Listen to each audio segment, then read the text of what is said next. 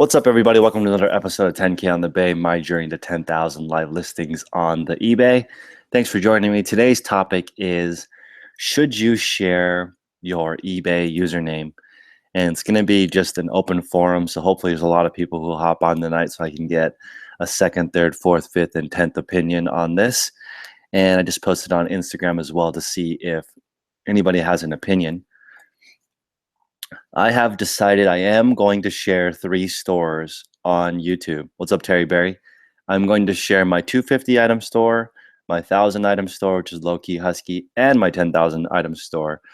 Going to share all 3 of those stores publicly. I have decided that, even though I do think that it's going to hurt my search ranking, because the secret store that I have, the sell-through rate is higher on the exact same items. So, I mean, the same product mix, I have a better sell-through rate, and I think that's because there are not people crawling that store and not buying. What's going on, Debbie? I will see you Tuesday in a couple days. I know Jim's coming down from Sacramento also, so I'll see you at the live event. How's everybody doing?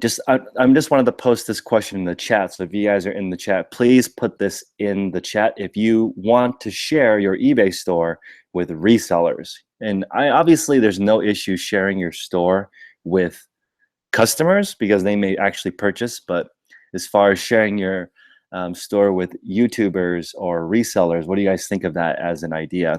I have about 1,000 people. More than that, 2,000 people on my low-key husky store just crawling that store all the time. And they'll be like, I was looking at listing number 49494, and they'll message me through the eBay system. Why are your pictures in this order? Why do you have your shipping like this? Why do you have your handling like this? And I was looking at your other listings, and it's just like, people are not even taking the time to email me. They just straight up message me through the eBay system. That can't be good for business. Oh, you promised to buy one thing from each store. Well, I appreciate that. You don't think it's a good idea. Let's see. That is funny. If your username on social media is your eBay store name, then that's pretty funny, especially since like the low-key husky, I had that Instagram handle. It's the same as the eBay store. So it's funny when people ask, what's that store's eBay name? And it's obviously just the same name. What's up, Pedro? I'm not afraid to share my store because of its sucking. I actually think that that's good because it'll motivate you to fix it. I'm just not wanting to share it because I think the traffic that doesn't convert is bad for my store. I have stopped caring about what other people think a long time ago. So at this point, I was listening to the 4 agreements, guys. I think this is a really key thing. I forgot a major part of it. So the second agreement, the first agreement is speak impeccably, be a man of your word or woman of your word. The second one is don't take things personally. Now, here's the thing. I need to look at the fact when people say something and strip out the emotion. As an example, if somebody says, Chris, you're a piece of crap. Your store sucks because you overcharge for shipping. So instead of getting offended by them calling me names or something, I need to look at the fact, and the fact is you overcharge for shipping. And look at that, strip all the emotion out of it. Don't take it personally and listen to what somebody's saying. And I'll be like, okay, they're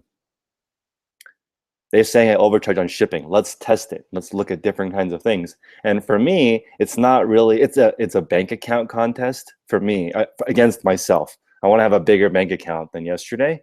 So when I look at my eBay listings, I make more net profit when I overcharge for shipping and I lower the cost of the item, because my theory is that people, when they search, when I type in the eBay, if you're not using advanced search, it pulls up by lowest item price, not by shipping. I think because eBay assumes you're going to charge a reasonable amount for shipping. So I'm sorry, I don't know why my nose is itching. $9.99 plus $6.99 shipping is the basic model for low-key husky. We're looking at $17 on a cost of $1 or $2, and to net that $10 profit on a first-class item. That's the model for that store. So let's see here. Why be ashamed? Exactly. If you're me and you're sharing your journey, the ultimate goal is for me to run a really large eBay store, and everything else will take care of itself if that happens. Like there's no matter how popular I get on YouTube or how big my Patreon group is, it can't outpace a really good eBay store. No, I mean, like, unless actually, I just don't think it's possible to make more money than a $10,000 10,000 item eBay store with a $30 average cost, average sales price with thrifted items makes $50,000 a month pre-tax profit. So $50,000 pre-tax profit. I'm not going to make that much on YouTube or Patreon. That's why I wonder. That's why I'm asking you guys: should I even be sharing my store, or should I just not share the big store? Because that store, I care about the profit. And then my little store, I can say, look at the low key husky. My big store is 10 times bigger than this store, but the exact same thing. I don't know if people be okay with that. What's going on? Why do people have more than one store? I have more than one store so I can test, and also because I was trying to direct traffic to my other stores, because there's people who browse your store on eBay and don't convert, but I like sharing. So giving people ideas and sharing with the community has been awesome. So this has been interesting. You can run your store. Yeah, you can run your store however you like. I'm just saying, like, here's one thing that I worry about. I'm showing people what I'm doing, but my conversion rate should be lower than your conversion rate because you don't have 2,000 people browsing your store. So I don't know if my information is accurate. If you look at the low-key husky, it averages more than 6 sales a day. You can look at the completed listings. And it's a little bit deceiving, because if you really want to find out how many items I sell, you need to go to the multi-quantity and see how many of those sold and add those up, and the one-off items, add all those together to figure out the exact number of items I sold. But it's more than 6 a day. So in theory, that was even through the summer. The last 4 months, it's been above 1% a day.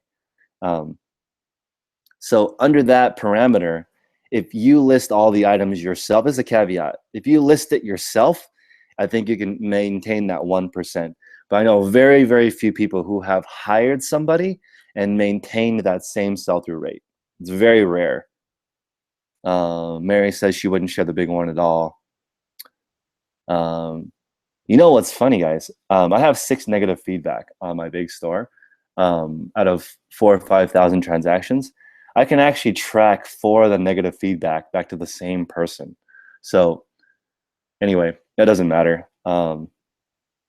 Let's see here. What's the average sale price on low-key? Let me see. The average sale price on low-key husky. Let's take a look here. In the last 60 days, 7,000 is 2180, not including shipping. So it's 2180 not including shipping, and my average shipping cost is $750. So we're looking at $29.20 is my average on low-key husky. What's up, Ryan? You're reselling beatbox from Soul Supremacy, beater boxes. That's awesome. Yeah, I mean, I love selling sneakers. I hate driving. So I would love to just order my inventory and just list all day. I prefer listing to sourcing. I'm the opposite of most people. I think I'm good at sourcing. Like yesterday, I bought a storage unit for $40, right? So that's a really good deal, but that's not my favorite thing to do. What's my concern if I don't share the big store? There's really no downside to not sharing. There's like the amount of resellers that will buy stuff from me doesn't make up for the traffic that doesn't convert, in my opinion. How do I keep track of all the stores on social media? Only Low-Key Husky has a social media presence. The other 2 do not. And my other like one of my stores, the social media handle is my workout thing. Like it's me.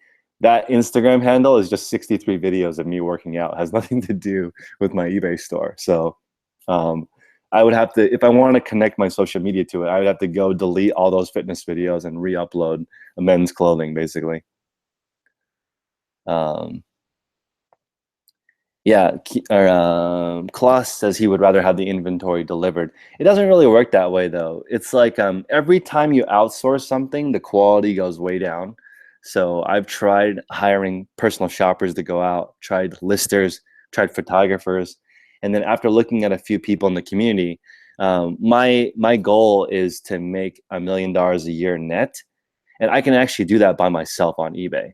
So I know that's kind of insane, but if I can actually do that myself at that point, me hiring somebody, I'll know exactly what I want. But since I'm experimenting so much, um, you know, whenever I hire people, it's sort of frustrating for them because they're every single week they're doing something different. Yeah, what's up, Wade? Wade's saying at the end of the day, you do what's best for you. I'm going to share something from what's this? Texas Gal Treasures from Margaret. So she put this thing, which is great minds share ideas, average minds share events, small minds discuss people. I have been taking that to heart, guys, and I will tell you this. Since I stopped talking about other people, my YouTube channel doubled. So if you guys want to, like, as an example, if you put a clickbait title like something clickbaity, people will click onto your video, and they'll most likely leave because the channel is not relevant to that topic, right? So as an example, I put a video called like WTF eBay removed my listing, right? WTF eBay removed my listing. Of course, that's going to be viral. So I had 6,000 views or something because people were like, "What's that? I want to know what eBay removed." And that channel, that video is garbage. Like, it actually, I should just remove it. It reduced the quality of the people that come to my channel, and people were like, "Eh." I mean, it wasn't necessarily clickbait because like they did remove my listing. It was at $11,000, and eBay removed it. But that video doesn't have very much substance. It's just like a, hey, look at me, instead of like what I'm trying to make this channel, which is me sharing my journey. So my point is, if you share ideas, I think your audience is going to grow really big. For you guys that are doing YouTube or social or Instagram, if you watch my Instagram, it's me just posting questions, right? Like today I put, are you a firstborn? Are you a middle child? Are you a last child? I myself am an eldest child. That's an idea, right? It's not me talking about other people. I'm only sharing me. I'm just like, hey, this is something I downloaded off of Google Images that says, you know, what these different demographics of people are like. And people were like, hey, this is total BS. And I didn't even write it, you know? So be careful when you guys are talking about stuff online. You could put like, a penny saved is a penny earned, Benjamin Franklin. And people would write in the comments, like, you don't know what you're talking about. Like, I'm not pretending to be Benjamin Franklin. Like, I literally quoted him in the picture, but people won't read that. So social media is very interesting. Yeah, Mobile is saying he doesn't like clickbait titles. In the end, you end up unsubscribing. I agree. So you think it's better to just post what you're actually going to talk about in the video, and then talk about that. I think your channel is going to grow a lot faster. So instead of me removing, okay, so I stopped talking about other people, and I started focusing on just my journey, and my channel doubled. So that's sustainable growth. If you can go to Social Blade and look at the progress. I think this is cool, guys. If you're looking at popular resellers or people that you want to imitate on eBay, you should just look at their profile on socialblade.com and watch their progression, and you can see what happens to people. Like, this is what my channel looks like. This is just me sharing my journey, and then actually it goes like this. Actually, it dips a little bit because I was like getting a little bit into the drama for a minute, right? And then here I stopped talking about other people, and my channel doubled because people are just that way. They like authentic people just sharing their journey. Even if you suck every day and you're sharing it, but you're authentic and real, your channel will grow. What's up, Frank? That's a good idea. Maybe I'll just share my big store privately with with the people in my Patreon group. That's a good idea. Let's see. What's up, Aunt Annie? Thanks for stopping by. That's a tongue twister for me, Aunt Annie. So why don't you guys put in the chat really quick so I can get an idea of how many of you would share your eBay store with resellers. So not obviously it's okay to share it with potential customers. Like there's no downside there, but with resellers, what do you think of that overall? Let's see. What you said last time about making $1,000 a day. Yeah, my goal is it's actually $3,000 a day, but the short-term goal is $1,000 a day, because I can literally do that right now with what I have.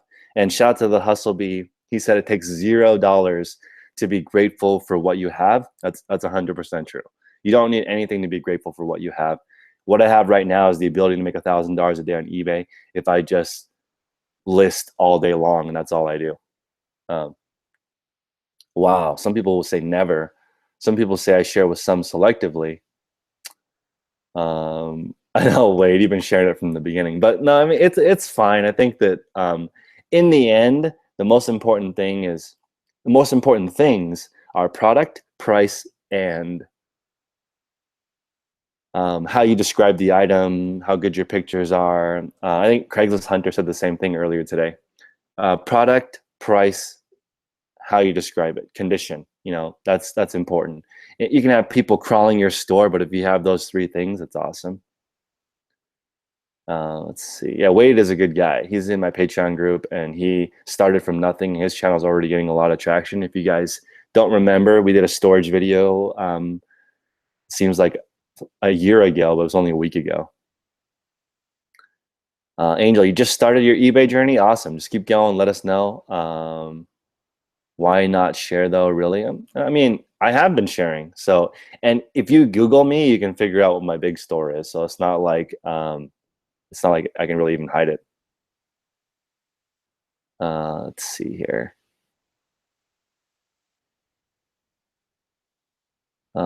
Yeah, this is live, Danny. So yeah, if you guys want to ask me a question straight up, I should be able to answer it.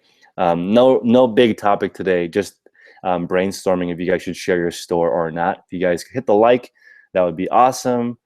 But if you want to hit the dislike, that's okay too. Let's see. I agree with the accountability part with Annie. So like, because my low-key Husky store is public, people are constantly saying, dude, this is a 518 Levi's, not 513. What are you doing? Dude, this is women's jeans, not men. Why is this picture so ugly? Like, you know, and so now that I've read the 4 agreements, I don't take it personally anymore. I can strip out the Chris, you're really ugly. These jeans are listed incorrectly. I can remove the Chris, you're really ugly part, not take it personally, and look at why my listing is wrong. So what will happen when I reach 10,000 items? I mean, I will have a cheeseburger and a beer when I hit 10,000 items. I think that'll be awesome. Ani, thank you for the super chat. I mean, I'm just doing it because I want to max out the Anchor store. There's really no other reason for me to do that. And Aaron is right. You do have to put the work in, regardless. And I think it's important for you guys to quantify how much work it is. So for me, let's just say on average, I do 10 hours, 10 items per hour of listing. I think most of us with just an iPhone, not an Android. Android, I don't know if you could do it. 10 items an hour with just your Android, no computer, right? If you put 1,000 hours in the eBay, which is a full year of part-time work, that's 10,000 listings, right? So it's possible for anybody to do it if you can master a couple things. One, you've got to be able to list, you know, 12, 14 items an hour, and then you've got to be able to source effectively and go to this, you know, thrift or garage sale or estate sale and get a bunch of stuff. Or like, you know, Wade was talking to me about storage units. So I went to an estate sale last week and I asked the lady, do you have a storage unit? She said yes. And I ended up buying it for 40 bucks yesterday. So that was awesome. This is true. So Annie is also saying that me being public has helped me refine. I mean, I would say the low-key Husky is pretty good. I mean, it's not like the best store ever, but it's a good example of you guys looking at it. I mean, this is the numbers for the store. I just started about 100 days ago. So less than 4 months ago, it's already at 7,000. not including shipping. Let's see, why is it not loading? Well, it's at 321. Actually, let me look at that. 321 times 2930.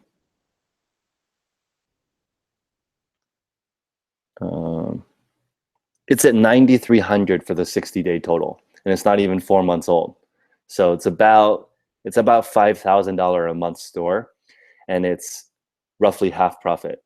And that it's a mix, because you'll see the retail arbitrage items, there's only like 25% profit. But if you look at the electronics, those are like thousands of percent profit, like the, buy for 20, sell for 500 in that record player.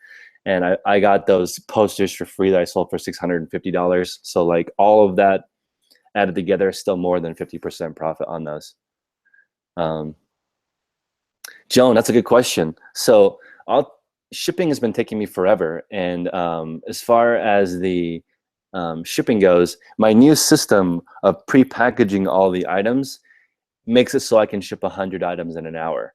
So when I print all the labels, on the label it says the location of the item, and I walk to the item, I put the label on it, and I'm done. I don't need a packing slip.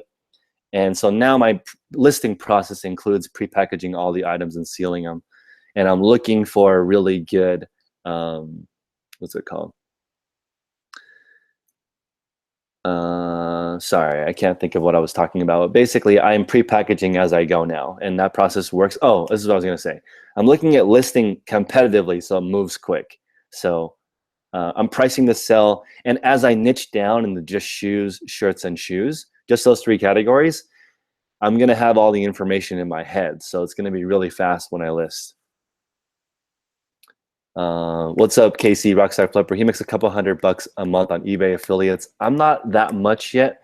I don't really know how to do eBay partner network that well. I probably make half that. I don't know how to convert. I have a lot of traffic. I just got an email from eBay that says, let me show you guys the email.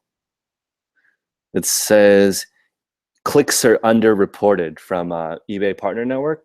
So I don't know what that means. Maybe Casey got that email too. It says that we experienced a system issue that shows clicks being underreported. I don't know what that means, but I do know that I get a ton of traffic to the Low Key Husky store because people click to it off of Instagram and they browse my store.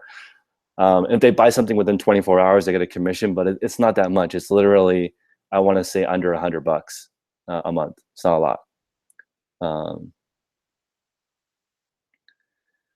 Let's see.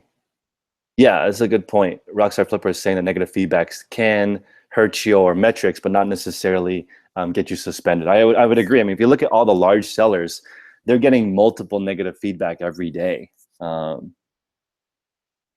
What's up, Nose Picker? How do I get the location to show up on labels? So I can't get it to show up if I print one label at a time. I don't know how to do that. And Debbie from what's Debbie's channel, guys? What's her channel?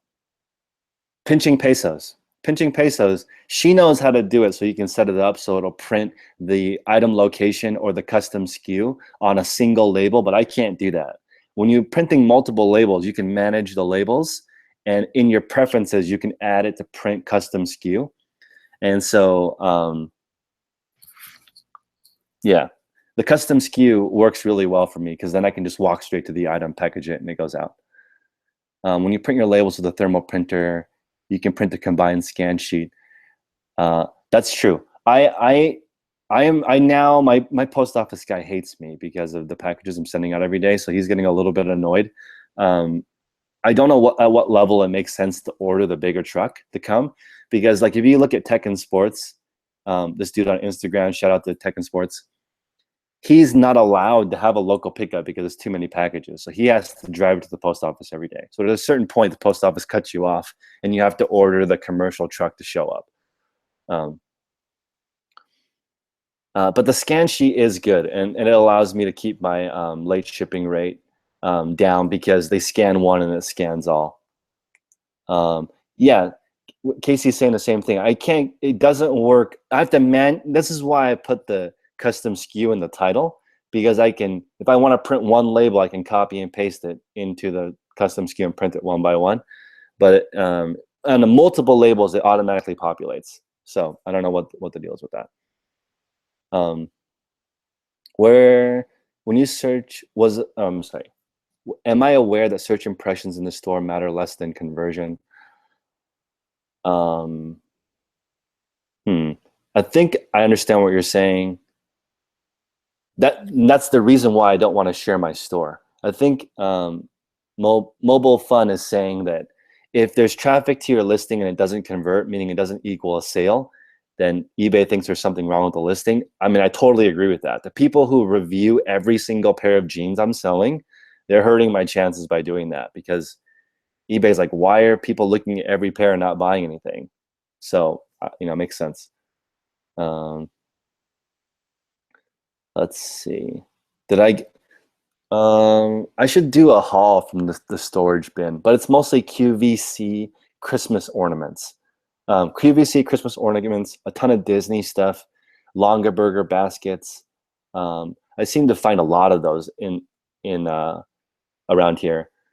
But it's a Midwestern thing. It's the building that has the big basket. So Longa Burger baskets, Disney stuff, QVC Christmas ornaments, a giant bunny plush, tons of plush. What else was in there? Tons of new with tags, kitchen stuff like wine openers. The lady was addicted to QVC. And I would say 80% of her storage unit was freaking empty boxes. Like, if you guys watched my story yesterday, when she opened it, it was like floor to ceiling. And then I was like, hey, will you pay me $20 out of the thing to just break all these boxes down for you? Because we can't even do anything. So I spent the first maybe 15 minutes just breaking down all these boxes so that we could even get in there. Oh yeah, no, that's the point. It's not the post office that doesn't like it. It's the driver that has this tiny truck that is really annoyed because I'm early in his route. They come at 11 o'clock for me. So like at 11 o'clock, he doesn't want my packages in his way. If I was at the end of his route, he probably wouldn't care. But let's see. What's up, Knight? Yeah, you could come here and do storage auctions. It would be fun. This wasn't a storage auction though. It was just a lady from an estate sale.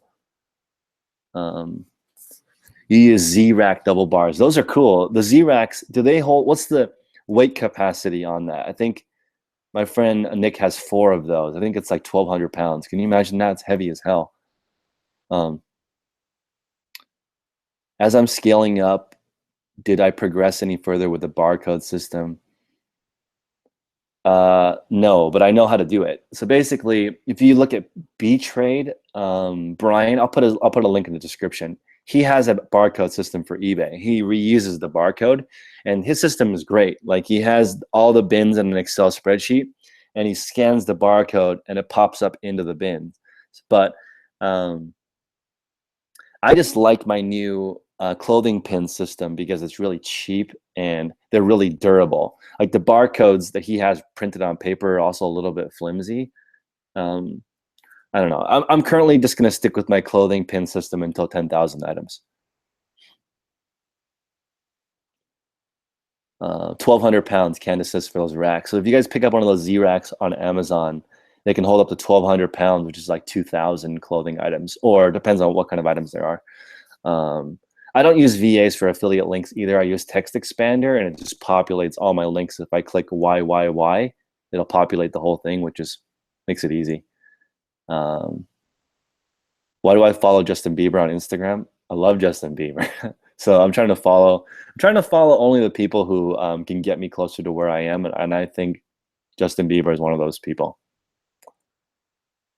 I can't believe people know who I follow. That's amazing. When I print one label and I'm on the screen to click purchase postage, yeah, you can type it in manually, Charlotte, but I don't want to type it in manually. I want it to auto-populate. It's auto-populating the item number for me. And that's like the most useless piece of information that it could possibly populate. Even like the name of the item would be a lot more useful than the item number. JJ saying, what was my very first sale? The very first sale was a Tupac shirt. I'm pretty sure it was a Vero violation because I don't think it was a legit hip hop shirt. That was a long time ago. It was probably 15 years ago for my first eBay sale, but I wasn't serious about eBay until I started Pokemon stuff.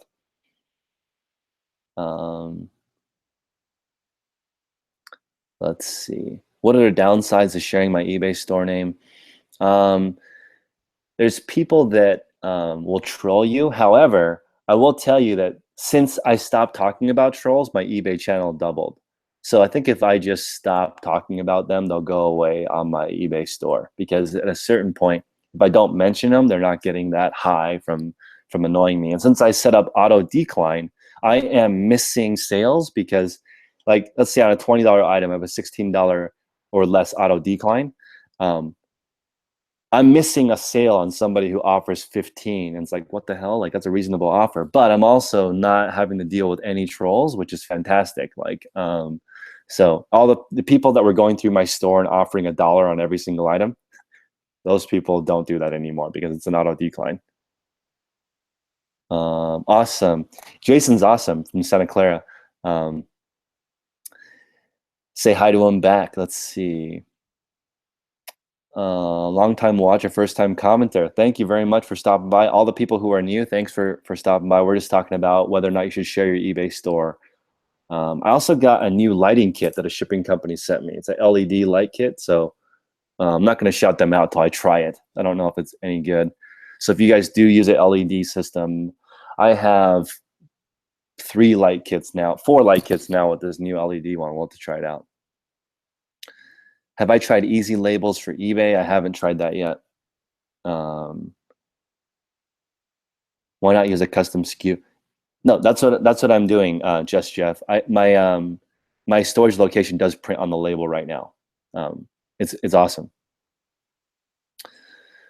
Let's see. Auto decline is God's gift to eBayers. Yeah, I love auto decline. I do miss sales, and I want you guys to remember that when you turn on auto decline, you're going to miss a sale, because if you counter offer somebody, like I've had people offer $5 and go up to $16 and buy a $20 item. I mean, for a $20 item, they're just testing you. Sometimes people accept $5 offers because they're desperate. And a lot of the big eBay sellers I know don't even have best offer because they just don't have time to deal with it. But I think best offer does increase your conversion rate. I am not promoting my listings, but on the show on Sunday, Luke and I are going to do that together live. We're going to go in and do promoted listings. I think we're going to do our whole stores. Why not? Let's see here. You had a troll today. Username Treasure Troll. Awesome. Yeah, I'm over it. I'm just going to talk about myself. Casey, you should read the 4 Agreements. Like, after I read that book, my YouTube channel doubled. So it's like one of the best books I've ever read. And the 4 Agreements, for you, those of you who don't want to listen to a book that's only 1 hour, is be impeccable with your word. So just don't say a lot of things. Just say things you actually want to do. The second one is don't take things personally. So when someone says you're really ugly and I hate you, maybe you just have something stuck in your teeth, and just take that part of it and remove all the emotion out of it, and you won't feel anything. You'll be impervious to what other people think of you. The 4th one is do your best, because what else can you do? You do your best, and that's the maximum. However you define best is the maximum you can do. And the 3rd one is, I forgot, but it's a really good agreement too. And there's only 4 of them, and there's actually 5 of them. Somebody emailed me that there's a new 5th one, so which I listened to, and it's excellent. But the 4 Agreements, one of the best book I've ever read. Freaking awesome. Thrifty Nickel. Let's see here. Yeah, so I will try. It sounds like most of you would not share your eBay store with resellers. I bet you if I share my big eBay store publicly, if I'm like, hey guys, these are my 3 stores, I bet my YouTube following will grow, but my eBay store, it'll still grow if I do the listings, because if I do all the listings myself, there's a much higher quality. It'll be okay. If I could be like the guy that's mentoring me and list 100 items myself every single day, then man, I can't believe that guy lists 100 items by himself every day. If I were to be able to do that, then I don't think sharing my store would matter, because he shares his store and he still crushes. He still makes more money in a month than I do in a year. He has multiple businesses, but like, that's pretty awesome that there's somebody out there that's doing the same thing I'm doing, that's doing it at 10x the level by himself. So everyone's so eager to hire an employee, but like, it's a lot easier once you're a master of it, right? I'm trying to hire people as I'm learning. That's like really, really challenging. Luckily, eBay is not my only income, or it would be really hard to do that. Mobile Fun says, I have a problem. How can I become more aggressive and listen oh, okay. The way that you can increase the number of listings you have is by increasing a sense of urgency for yourself. Like for me, I invented a sense of urgency by saying, I want to hit 10,000 listings by October 1st. Now, that's a really ridiculous goal, but when I wake up, I'm like, holy shit, I have so much to do today, and I just have to work my ass off because it's such a ridiculous goal in a short period of time. So you can reduce your the amount of time you want to get it done. I think that helps me. You can also dream a lot bigger. Like you can say, hey, I'm tired of driving a Corolla. I want to drive a Porsche, and go buy one. And your car payment's going to be $2,200, and you have to figure out a way to pay for it. Like that's what I did when I was in my 20s. Everything that I wanted, I would just go buy it and figure out how to pay for it later. Do not recommend doing that, but it works. Margaret, what's up, Texas Gal Treasures? I was just quoting you earlier that like bigger people talk about ideas, and that's what I want to make my channel about, not about other people and not about events. So no clickbait titles about an event. Like as an example, eBay removed my $11,000 listing. That's an event. I don't want my channel to be about that because it's not going to create the steady growth that I'm looking for. I'm going to talk about ideas, and that's going to help me grow faster because I just want to be in that game. 2552, damn, that's a lot. But I'm just saying, guys, if you had a lot of overhead, you would work harder. If you were saying, okay, and on another side of it, if you were to say, I want to aggressively save $2,500 a month. Let's say you didn't want to buy a car, but you're like, I want to pay $2,500 into my 401k. I want to max out the $17,500 a year. I want to do it. And you can aggressively do that also. Like Grant Cardone really helped me also, Uncle G, by saying, why do you want to save $40,000 when you can save $400,000? And I was like, holy shit, Grant, you just blew my mind. He said, if you have less than $80,000, this is one of the best advice I've ever heard. If you have less than $80,000 in debt, right? Less than $80,000, and you're not extravagant, meaning like you're not buying a Rolex, and you're not leasing an Aventador for $40,000 a month. If you're not extravagant, you're just a normal person, you have less than $80,000 in debt, you have an income problem. Meaning like you need to make more income. That will solve your problem. Like you can only save so much if you only make so much. Like my income goal is really large because it makes me wake up and not be lazy. If my income goal was $40,000 a year, I could wake up at 2 o'clock in the afternoon. That's not very inspiring. But if my income goal was $1 billion, I would never go to sleep. I would be like, because that's hard. When Grant Cardone's wife said, hey, why don't you become a billionaire? He got offended. He was like, what are you talking about? Do you know how hard it is to become a billionaire? Like, I'm already 57 years old. I need like another 30 years of hustling to become a billionaire if I just keep crushing. And she's like, just do it. And so like that reinvigorated him, even though he's worth 500 million. She was just looking for a way to get him to wake up. And, it's fun to be around people who move and shake and do things and make mistakes. And when you're trying to move that much stuff, you're like, he has more problems than we have in a lifetime, probably every week, because of how much stuff breaks when you're trying to make that much money. So I just think it's interesting. You don't have to dream that big, but if you're lazy, a way to fix it is just to dream bigger or reduce your timeline. If you don't have goals, it's hard to wake up. You know, if you have bigger goals, you're waking up as soon as your eyes open, you start working until you pass out. Um, yeah, like this is Casey's making the point that if you save if you save $5 a day, it's like $73,000 a year. I mean, in your lifetime, something like that. So if you don't have Starbucks every day, you save 73 grand over the course of your life. But if you were to hustle, right, um, and make 73 grand more, you could do that in 1 year. Like, provided you're able-bodied. There's a lot of people who are disabled, or maybe they have an energy issue, or a health issue, and I don't want to like put those people down. If you're able-bodied, you can, in our society, you can probably figure out a way to hustle your way out of your current situation by earning more income legally. And Grant Cardone has a man, I'm such a Grant Cardone fanboy today. He's talking about how it's not worth it to like do something illegal, because you can make, because the chances of getting caught and going to jail don't outweigh the amount of profit that you could make illegally versus, you know, doing stuff legitimately. Do I know the temperature of my light bulbs? My light bulbs are 5,500 watts, but I'm trying this LED light. And I'm not going to recommend it yet because I don't know. So right now I have a 3,000 watt bulb, a 5,500 watt bulb kit, and I have one that's the umbrella and one that's the these are light boxes. I'm going to try that. Yeah, Ramit Sethi is awesome. He's awesome.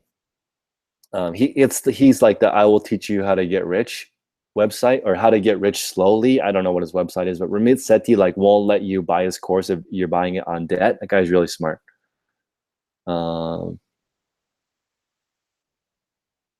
Yeah, wow, just 25 grand, that's expensive. You guys know that Darren Hardy, the founder of Success Magazine, his mastermind group, you guys know I have one, right? His mastermind group's $100,000 a year.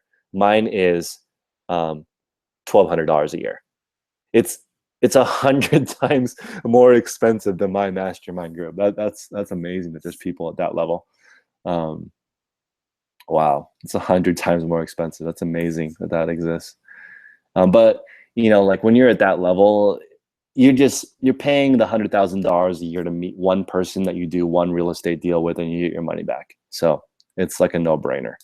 I think Mark Cuban made a really good example. Like, okay, I've met a lot of rich people because I used to work for Lexus, and the difference between somebody rich and poor, like I hear this all the time.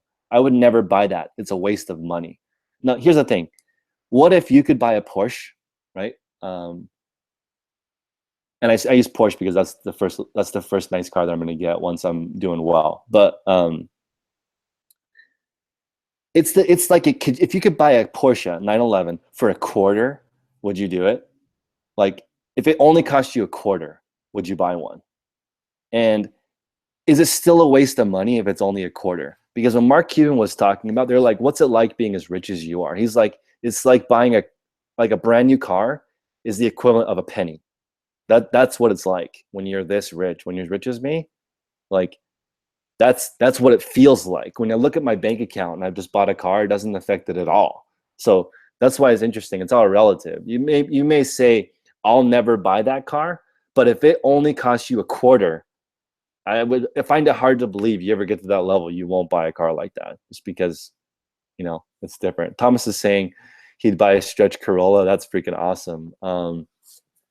I have 4 Toyotas right now, and I'm renting out all 4, except I'm driving the Corolla right now because I use it to get the storage auction stuff. But typically only going to use it when sourcing, and the rest of the time I'm going to be renting it out to people.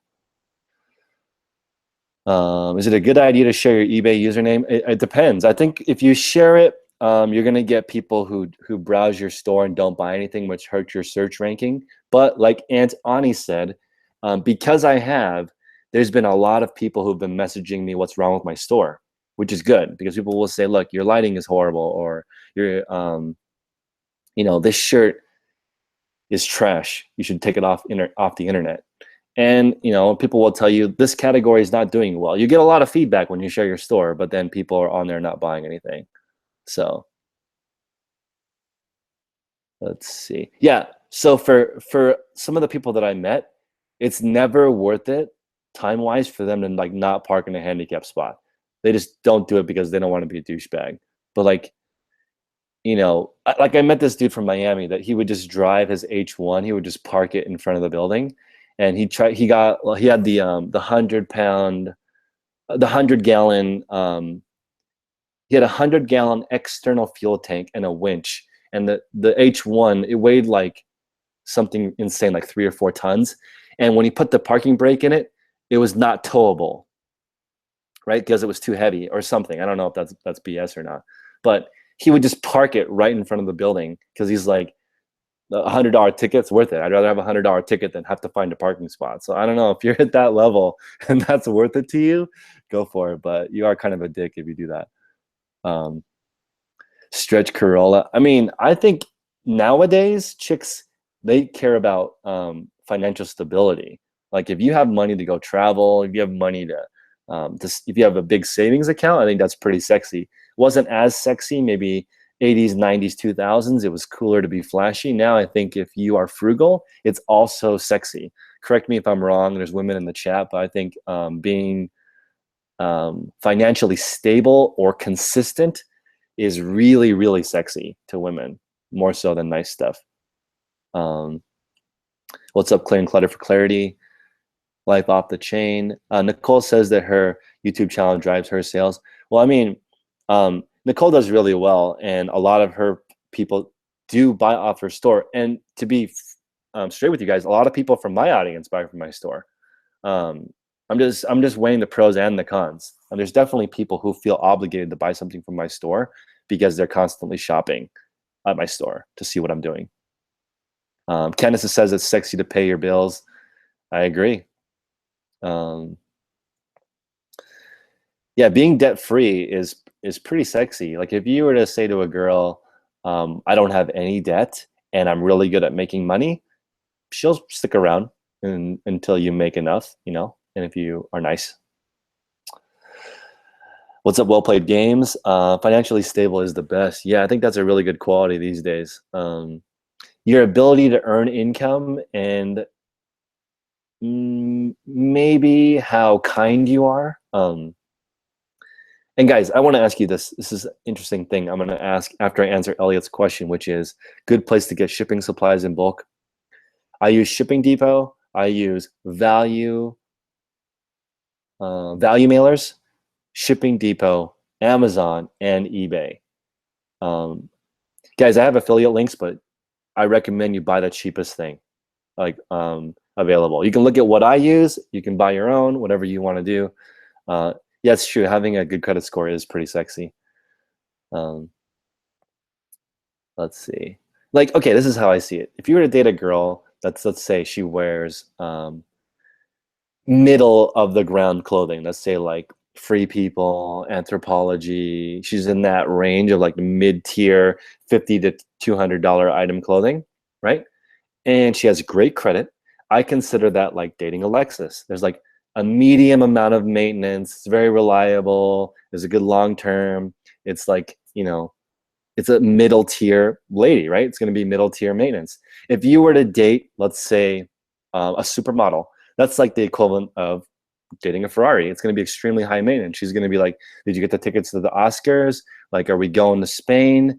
Is our private plane ready? Like, if she's an A-list actress, you're going to have to take her to those kinds of events. It's not easy to date an A-list supermodel. There's a lot of work that goes into that, right? It's different than dating a girl that's just the mid-tier. Now, if you date a girl that only wears Merona and Target, right? This is a lot more practical. Like if a girl, and if she has a great job and she's ambitious and she's not wasting money on clothing, that's totally different, right? So I'm not sexist. I just think it's interesting looking at the different things that you choose to do. Like, and I look at it as it's all, at some level, it's somewhat transactional. So just being real with you guys. Women love it when you compare them to cars. I'm just saying, like, I just don't know. I've seen how hard it is to take care of a supercar, And I have seen women that are so insanely difficult to take care of. Like they need a brand new Chanel bag. They need to go on 10 vacations a year. They need to go to charity events. They need you to make 6 figures. They have to make 6 figures. They have to crush it. They have to have a baby. They have to have a nice place. It's like, okay, I'll give you an example. I have dated a girl like this in New York City. She wanted to make all her own money. She had a double master's, okay? Like, smarter than anything. She went to Cooper Union in New York City, which is the college where they pay you to go there. Okay, that's how smart she was. They paid her to attend school there. Okay, so she had free school. She earned an income from going to school. She was an architect and an engineer, right? She makes ridiculous amounts of money. When I was with her, she expected me to make ridiculous amounts of money. Every single second of our entire day was planned. It was like, you're going to go to the bathroom at this time. We're going to have sex at this time. You're going to be making money at this time. You're probably going to be tired at 1 o'clock and go to bed, but be up at 4 so we can go to the gym. I mean, like, that was like freaking intense. And I know what it's like to date somebody like that. That's like the equivalent of owning a supercar. It's a lot of work. Like, it's not as simple as just changing the oil every 10,000 miles and that's it. But it's not a Corolla. A Ferrari is not a Corolla. It's different.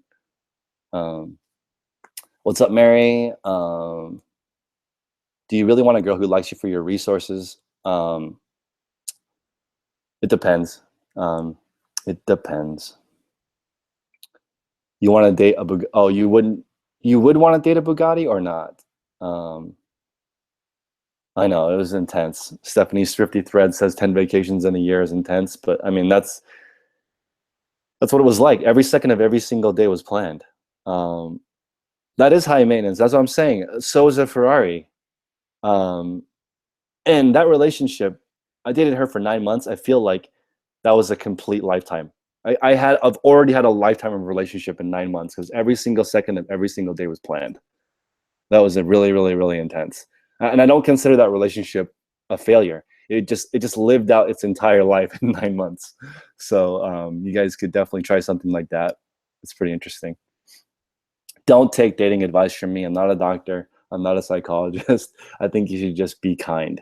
You know, I listened to Tim Ferriss, and I don't forget who said it, but the billboard that just says "Be kind," I really like that. And this brings me to the last topic of the day.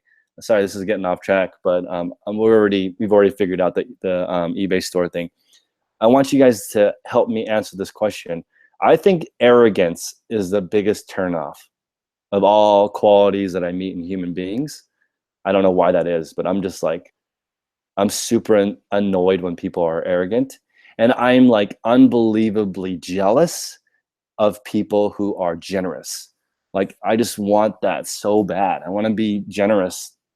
Like, I see how some people, they're just so I don't know how to do that. And the opposite of that is the people who are very arrogant and into themselves. I don't know why I can't, I just can't handle it. They really annoy me. There are better looking girls closer to the field. That's funny. Well, 170 people. Thanks, guys, for stopping by tonight and listening to me rant about women and cars and thrifting. Arrogance, confidence. Yeah, there's a fine line between arrogance and confidence. Because women and men, because I was just listening to Ethel Perel. Her TED Talk on relationships is amazing, guys. It's so good. And it talks about how, like, people are really needy, so they need a lot. They need romance, they need mystery, they need physical, they need lots of things. And the best relationships actually have people who fulfill different needs for them. Like, as an example, my girlfriend has really good girlfriends, and they hang out and they take care of a part of her that she needs them to take care of. I fulfill a different part. There's her parents or family who deliver another part. And all this whole team of people is servicing this person, and it works out. And on the flip side, when you have something really rough happen in your life, you don't have to unload it all on one person. This is the thing I think is the hack to life. You want your relationship to last a long time. When something bad that happens in your life, which is going to happen, don't unload it on the one person. It's incredibly difficult for them to deal with, because What if they're going through something tough and they're having a tough day and you unload your tough day right onto their head? That's heavy. It's tough. So you need to balance each other out. Yeah, that's interesting. Confidence doesn't seem to announce its confidence doesn't announce itself. Arrogance does. I don't mind confidence. Um, hmm, I don't know. I don't know the difference between arrogance and confidence, but I can tell the difference. What's up, Jeremy? Balance is a beautiful thing. Great article by Adorama. Adorama is sick. Have you guys been to B&H or Adorama? Is Adorama in New York City too? You guys, if you're ever in New York City, should stop by B&H Photo. It's like a camera store that's literally the size of a city block. It's insanely huge. I read something once about having different men in your life, one for each area. See, I think that that's legit. Like, my girlfriend has a group of friends that's called the Bad Crew. They're not bad. They're like all nerdy. And there's 2 dudes in it and 2 women. And I'm okay with that. Like, there's no issue with that. It's like a group hangout that they do once in a while. Once a quarter, they go on a trip somewhere. They went to Arizona a month ago to hang out in the middle of the summer, 116 degrees. But they have their little crew. They fulfill a different need. It's like a lot less pressure for me because if she has a bad day, I'm not the only one that has to deal with it. Everyone takes care of it. Bella, you're in your 40s and you Bella's saying that she's in her 40s and the older she gets, the less she needs. I would agree with that. I need less and less too as I get older. It's just about other things, other people. And how do you guys feel about this? Instead of thinking what you want out of the relationship, like when you meet someone, you're like, what can I get out of this person? And you think, what can I give this person? What could I do for this person? Right? Changes your mindset towards that person. I've been adopting this on Instagram, and Instagram has been doing well for me. So as an example, I was looking at John, the big box dealer today, and I was like, these are really good tips. What could I do for John? And I couldn't think of anything, but I just shouted them out. And so other people get to now see his cool practical tips on Amazon FBA. So, I was just thinking about what I could do for John. I actually have no idea what John could do for me. And I'm not looking at it that way. B&H and Adorama are industry leaders. They're freaking huge. It's amazing. Yeah, I think when you get older, you just want other people to do it. That's why I think it's easier than you think to find a mentor. Like when I was reaching out to this guy on Instagram to help me, he's already made it. So at this point, why not help other people make it? One for each area. That I guess that could be interpreted in various ways. Different men. That would be like, I always wondered why there's not a massage that you can order that's like 12 people for 5 minutes. Like, 12 people around you and they just massage you for 5 minutes and you just get the full stimulus of your whole body, and then it's over. And then you have to get up and leave and the next person comes in. And instead of doing 1 person per hour, they do 12 people per hour. And they charge the same amount, but you get your whole body massage at the same time. I think that would make your senses explode. What do you guys think of my new massage therapy 5-minute massage? Because who has time to get an hour massage? I don't. Am I looking to propose to my girlfriend soon? Yes. She's not in a hurry. She's charging me $250,000 a year, so the penalty is progressively worse. So the earlier I do it, the better for me. Let's see. Generosity guarantees longevity. Yeah, I would agree with that. I like generosity. And that's the quality I admire most about people. I was the fundraiser. I was a senior class president at my high school, and we were raising money for a charity. And we needed to raise $1,800 for charity. And this lady wrote a check for $1,800 and said, why don't you guys go back to your day? Like, instead of being fundraising, I know you guys, your goal is $1,800 for the day. Here's the $1,800. The 8 of you should go do something different today. Go do something instead of fundraising today. Do other things. And I just thought that's amazing to be able to do that, right? So I admire that. That was freaking amazing. So to be able to do that. And it's not like she was like, hey, can you put my name on the building? She wasn't like that. She just wrote the check and left. She didn't even ask for any credit. She didn't do anything. She's just like, here's the money that you need for your project. Have a good day. You know, that's interesting. Find time for an hour-long massage. Yeah, I would agree that it's an investment in your health. She's looking for the round cut. Um, you graduated in the top 95% of my class. Awesome. I did not get a 4.0 because I got 1 A- in jewelry. And I'm not embarrassed to say that the reason I got an A- is there was one part of a ring that I couldn't make. And I bought it from Michael's. And so I automatically failed that project because I cheated. And so I did not get a perfect 4.0 in high school. So that's kind of an embarrassing story. Not really. I own it. But I could not make this class thing. And so I bought one. And the teacher was like, bro, this is perfect. You did not make this. So it's all good. You're putting the photo of the measurement in your pictures. I think it looks horrible when you take a picture of the measurement, but I'm going to probably do that, even though I think it looks horrible. I personally think it looks super tacky to have a picture of the measurement in the picture because it just doesn't look good. But I agree with you that people do not look at the description. And I find it very annoying on the app. You need to click the item specifics for it to populate the description on mobile. If everyone's using mobile, why doesn't the description populate? I understand you want to save space and save loading time, but like how much more loading time does it take to populate the description? You had a 4.2 in high school. We didn't have that in Utah. Like I took 13 AP classes. I was a smart, book smart kid, but we didn't get above the 4. There was nothing above 4.0. Like we didn't have the 4.6, 4.9. Using a whiteboard. Okay, you guys want to see this? I don't think anything looks better than this. All right, you want to see freaking look good? Check this out. I think this looked better than anything I've seen on the internet. So I had this as one of the pictures for jeans, waist, inseam, and it looks amazing, right? I don't know if I want to implement that into my system, but I think it looks really, really, really good. What do you guys think? You think this looks professional for measurements on jeans? I actually added cuff, and then I have the little icons, and this is one of those movie boards.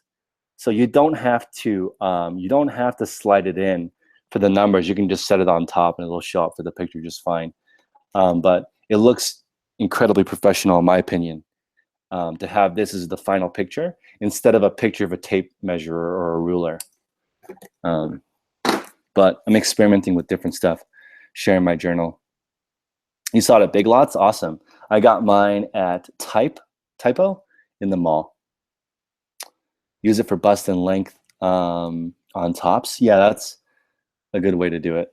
Another thing that's annoying with sharing your store is the number of unpaid bidders. Like when I listed my auction with my Apple shoes, I had 6 auctions on my store. All 6 of them ended with a buyer with basically no feedback, and they haven't paid. And it's been 3 days. Like the odds of that not one of those people is trolling me is very unlikely. That 0 of my auctions would have paid, right? One update on the Apple shoes is the Apple Museum did actually contact me, and it's in Germany. I don't know why it's not here. Apple is here, but the museum is in Germany. That makes no sense, but they did contact me asking me which model of Reebok it was, and I was able to find which model it is and send it to them. So hopefully they'll be able to give me more information on what to do with it.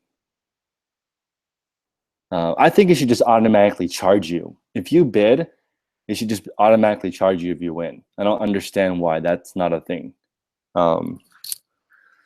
Same with best offer. If Poshmark can do it, why can't eBay do it? Am I thinking about doing second chance offer to the next bidder? Probably after 4 days. Yeah, that's a good idea. It's it is literally the same amount of steps because, okay, normally I would take a picture of waist and a picture of inseam, right? And now, because my measurements are on the ground, I just put a number, 32, 30, take a picture. So now it's only one picture. Let's see, how many steps is it? One, two.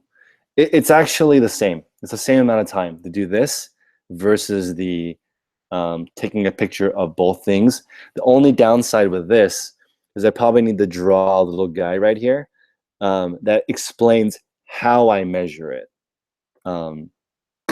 Because some people measure inseam differently. You know, it's not going to eliminate returns all the way. That's a good idea. Jeff says that I could easily create images I could just insert onto a picture. That's a good point, especially if it's in a folder, like, because I'm now learning how to list on my computer, which like. I don't like listing on a computer, but it's faster. You use Sizely. Sizely is definitely more steps than I want to do, but Sizely looks really good. So I don't mind that. What activewear is this? I'm learning women's activewear and I don't like it. Oh, Victoria's Secret. You feel like you could cover yourself by putting the guidelines in the description. Well, here's the thing, Maggie. People don't read the description. That's what we're talking about. That's why we are. Here's the thing. It covers you when they say it's not as described for the measurements, but I don't want it to cover me. I want to prevent the return in the first place. That's the whole point. I don't want it to be. I want to prevent it. So I want to put like a picture of my finger saying, "Look, the cuff is slightly damaged. Look at this first." I almost want that to be my first picture so people don't make a mistake. And companies like Apparel Save will put that issue in the title, like Nike Air Jordan hole on the tab. They'll literally use that in the title to prevent the return. And they're a huge company. So that's something to consider. It is a bathing suit top. What about this one?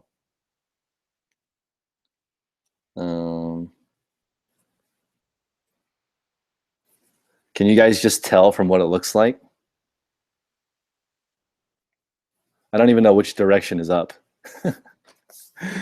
Let's see. Sports bras sell.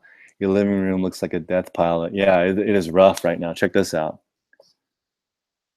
It's a lot of stuff. What's up, Shady Vintage? Tip in the house. She is awesome. Whenever you want to do your first show live or your first interview, let me come on your show. I'm excited to hook you up. All right, if you're still around, let's hang out. I know you're in the Bay right now, or you were. What would I suggest for a 5K investment? You're thinking get around, but they're not in your city. If Turo is in your city, do it. I would say do like Gary Vee or Uncle G and save 100 grand. So just keep working so that you can invest in real estate. That's why I'm doing everything. Real estate's more passive. And the basic rule of, let's say you buy a piece of property and you earn 12% back on it. You basically keep it for 10 years and get your investment back. And then you do improvements on the property so that you can sell it for more at the end of the 10-year period, even if it doesn't appreciate. You just actually make physical improvements to the land. And I think that's a really good model. And I heard that, and I think it's like a good introduction for real estate for me. So like earn 12% a month. So if you buy $100,000 property, try to get $1,200 rent.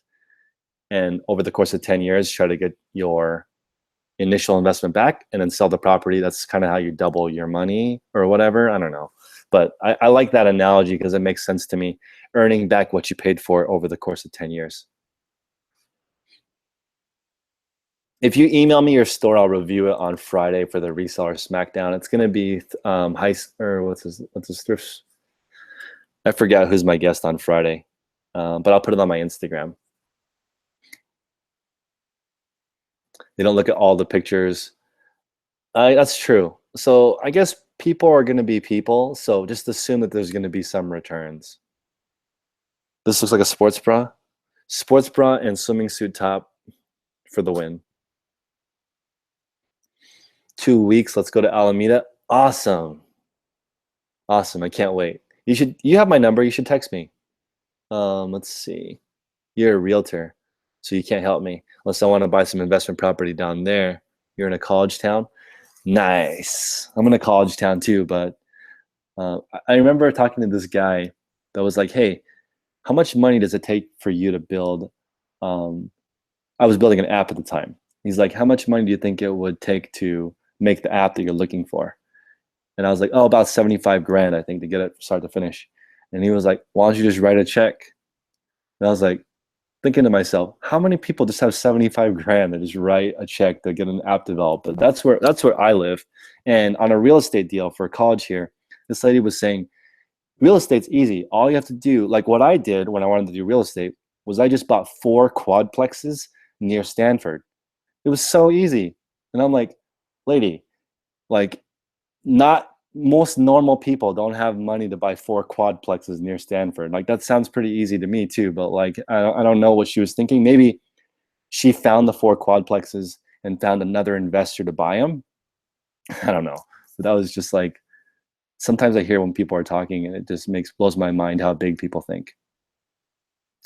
Now let's do it in person, Tiff, when you come down here. Mobile fun. Your store's turnover is $9,000. Yet I can't figure out how to work out how much I need to sell. 2,000 profit a week.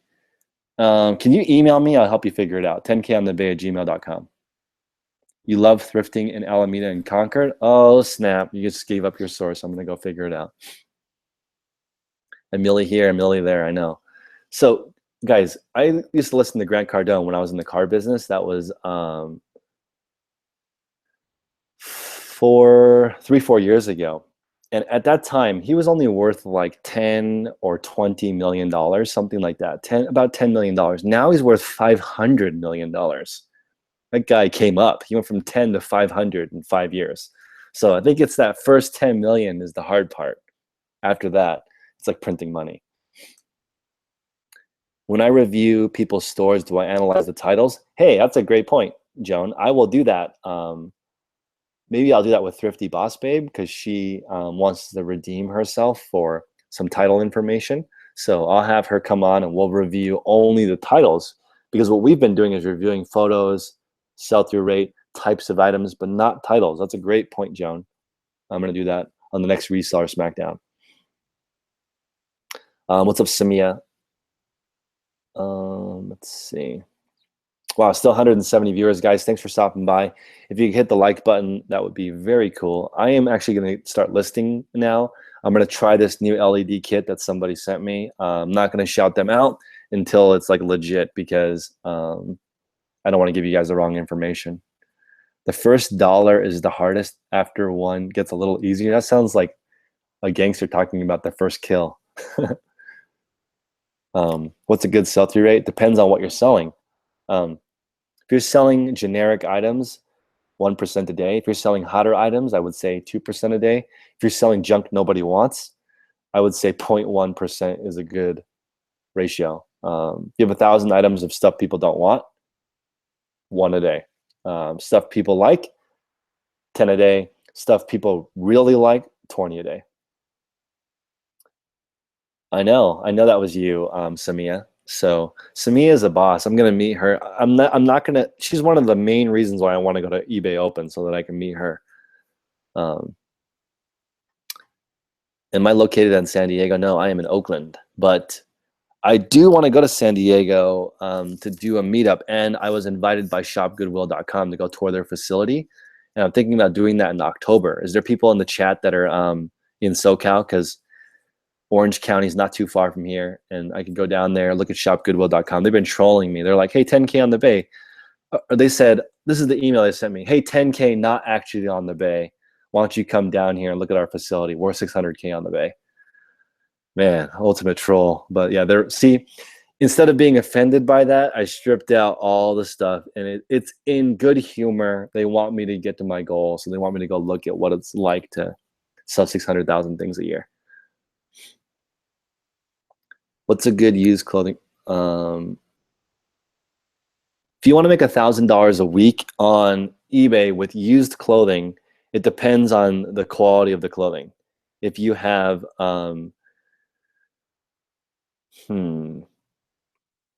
higher tier brands, you're going to need a lot less. If you have lower tier brands, like if you have Banana Republic, I would say it would take 2,000 to 3,000 items of Banana Republic or less, maybe 1,000 to 2,000 items of one tier above Banana Republic, and only 500 items if you have good brands to make $1,000 a week, like Gucci, Louis Vuitton, higher end stuff. You could do $1,000 a week with 500 items.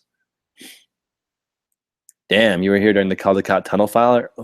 That's amazing. I was here during the Oakland art fire, which is horrible. Like the one that killed all those art district people. That's really sad. And since then, rent has gone up a lot because all that housing that didn't really qualify as housing needs to be renovated. So California rent prices are even higher now. The shop Goodwill, the bins in OC are interesting as well. Yeah, we'll have to go do a bin run. I'm not huge on the bins, but I like to go and hang out.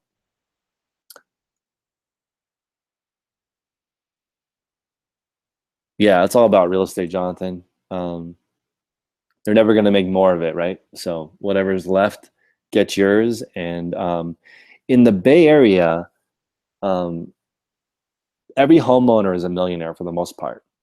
So that just goes to show. If you bought a piece of property here in the 70s and the 80s, like Shady Vintage, and you didn't sell it like Shady Vintage did, then you would be a millionaire.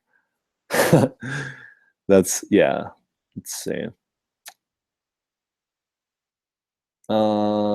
Yeah, I'm not about selling fake shiz, but you could. What's up, Eric? Shout out to the College Picker and the Green Room, which I'm in. If you guys want to join a community of people that will help you, join the Green Room. If you join the Green Room to get rich, save your money. It's not a get rich quick scheme. Land's the best resource to invest in. There's only so much of it in the world. Agreed. You want to invest in stuff that's high in demand and low supply, like land. You live in Baton Rouge? Nice. I am going to announce a live event pretty soon, guys. So, and it's in the middle of the country. So it'd be pretty exciting. How many use the IRA account? I mean, a self-directed IRA is nice, Eric. So that's not what I do, but I probably should be self-directing it. How much am I investing a month in inventory? Around $4,000. So about $1,000 a week in the new inventory. You were offended. Oh yeah, people love the fake stuff. Buying fake stuff makes you appear the same as you are on the inside. So, you know, this is weird, but as an entrepreneur, I like paying full price because I like the work that the entrepreneur put into the process. Like, I want to charge full price. I don't want to give you a discount. So if you don't want to give me a discount and I respect you, I'll pay $90 for a shirt. I'll do it.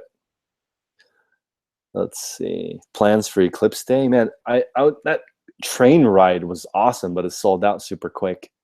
I don't have a plan for the Eclipse. That was my first car, guys. Fast and Furious. I had an Eclipse. That was my very first car, Mitsubishi Eclipse, which used to be the password reminder for all my things, but no longer. So don't even try. If I'm coming to the Midwest, let you know.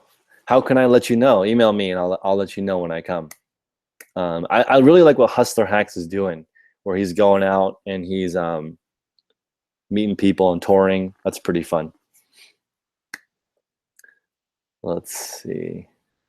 Who else is in here? A lot of people in here. Yeah, don't join the Green Room to get rich. It will not do the work for you. I put that in my titles now because people think that I guess there's people who think that I think it's easy to get rich on eBay.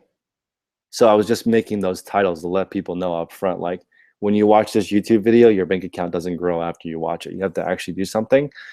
And I don't know, it's been working. People understand now. I guess there's a lot of people who didn't get it unless I pointed it out like that. Mitsubishi has proved that even the Japanese make mistakes. I'm telling you, the first Eclipse was, no, the second gen Eclipse was fire. The green one in Fast and Furious. R.I.P. Paul Walker. Man, that car was so bomb back in the day. Louisiana, okay. What's my biggest viewership outside the US? It's Australia. That's why I had the Australia reseller show. I don't know why that is, but my largest viewership outside of the US is Australia by far. It's a lot of Aussies watch my channel. I don't know why. You wish you knew more Midwest resellers to collaborate with? Get on Instagram. You want to travel the USA? I want to stay in hotels and fly. Driving across the USA, I don't know if I could do that. Maybe if I had a nice crew, but it just seems like a lot of driving. Education without implementation is entertainment. Agreed. I'm trying to create a valuetainment channel. What's up, Terry Lee? What's up, Sierra from Australia? See, I got the viewers from down under. I'm trying to figure out how to help them make more money. They have different systems. Their postal system has basically only two different rates, under £1 and £1 to £6, which is a very funky way to do it. Canada too. Canada, I would say, is like number 4. I have more UK visitors in Canada. No love from my people in Canada, except for Pedro. You just got in. Should you share user ID? It depends. If you want to get feedback from people, I would say yes, because people will help you, but then also your sales will go down. So your sales will go down, but your skill will go up. Aussies watch because their country's 5 years behind. That's true. I think that they do have Amazon. I know that people say that they don't, but maybe it's going to get there.